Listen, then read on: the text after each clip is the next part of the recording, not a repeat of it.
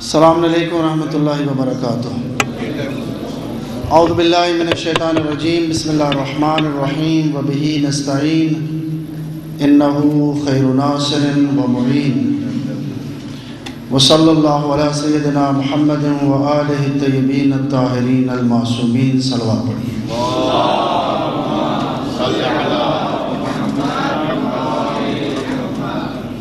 سامعین محترم،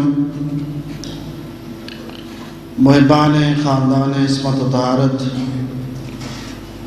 اللہ تعالیٰ کی نعمتوں میں سے ایک نعمت توفیق ہے۔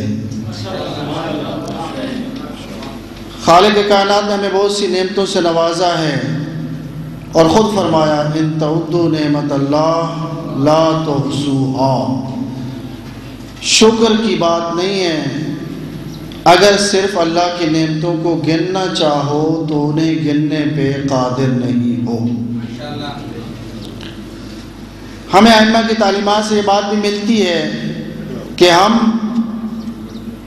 قرآن بھی یہی کہتا ہے لَإِن شَكَرْتُمْ لَأَزِيدَنَّكُمْ، اگر اللہ کی نعمتوں کا شکریہ ادا کرو گے اللہ نعمتوں میں، اور اگر کفران نعمت کرو گے، وہ خدا جو نعمتیں دے سکتا ہے واپس بھی لے سکتا ہے۔ اور ائمہ کی تعلیمات سے ملتا ہے کہ اگر ہم ایک نعمت کا شکر ادا کرنا چاہیں ہمارے بس میں نہیں ہے۔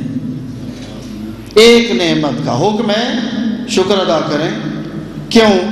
اللہ نے اگر آپ کو ایک نعمت عطا کی، آپ نے چاہا اس نعمت پر اللہ کا شکر ادا کریں، اس وقت تک آپ اس ایک نعمت کا شکر ادا نہیں کر سکتے جب تک اللہ آپ کو شکر کی توفیق نہ دے۔ جب اللہ نے توفیق شکر دی، وہ توفیق بھی خود ایک نعمت ہے۔ ایک نعمت کا شکر ادا ہوا، ادھر ایک نعمت کا اضافہ ہوا۔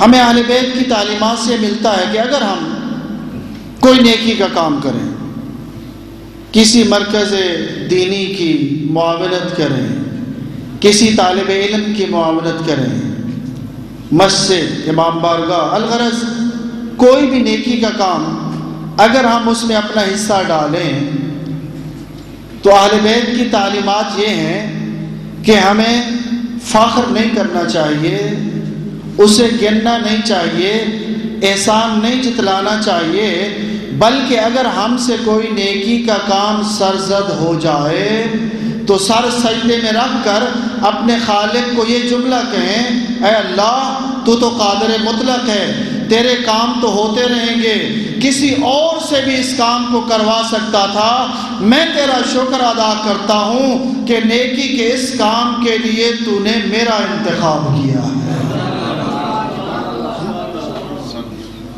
اگر ہم کسی طالب علم کی معاونت کرتے ہیں، کسی مرکز دینی کی معاونت کرتے ہیں جو کہ مرکز ہدایت ہیں، قرآن نے کہا وَمَنْ أَحْيَاهَا فَكَأَنَّمَا أَحْيَا النَّاسَ جَمِيعًا، جس نے ایک نفس کو زندہ کیا، کیا ہم کسی مردے کو زندہ کرنے پہ قادر ہیں؟ نہیں۔ پھر کیا معنی ہے؟ جس نے ایک مردہ دل کو زندہ کیا، اس نے پوری انسانیت کو زندہ کیا۔ گمراہی سے نکالنا، علم و آگہی کے اجالوں میں لانا۔ امیر المومنین کو خطاب کر کے فرمایا یا علی لئن یہدی اللہ بک رجلا واحدا خیر لک مما طلعت علیہ الشمس، یا علی اگر آپ کے وسیلے سے ایک انسان کی ہدایت ہو جائے، ہر اس شے سے بہتر ہے جس پر سورج چمکتا ہے۔ آپ کے پاس ایک بڑی نعمت ہے، وہ ہے یہ مدرسہ علمیہ، یہ مدرسہ دینیہ۔ یہاں پر اس ذہنیت کے ساتھ مدد کریں کہ یہ مدرسہ چلتا رہے گا، پھلتا پھولتا رہے گا، یہاں پر علوم و معارف اہل بیت کی نشر و اشاعت ہوتی رہے گی، لیکن دعا کریں اے اللہ اس ادارے کے چلانے میں، اس کی معاونت میں مجھے بھی توفیق عطا فرما۔ یہ وہ توفیق الہی ہے۔ اس نعمت کا بھی سوال کیا جائے گا۔ اس کا شکرانہ یہی ہے کہ صرف اس کے پروگراموں میں نہ آئیں بلکہ اس ادارے میں اپنے جگر کے ٹکڑوں کو بھی بھیجیں تاکہ وہ علم دین پڑھیں۔ بہت محبت ہے ہمیں اولاد کے ساتھ، حقیقی محبت یہ ہے ادبوا اولادکم اخلاق آل محمد، اپنی اولاد کو آل محمد کا اخلاق سکھاؤ۔ میں شکر گزار ہوں ایک میزبان ہونے کے ناطے، اور مجھے فخر ہے کہ میں بھی اس ادارہ کے معاونین میں سے ہوں۔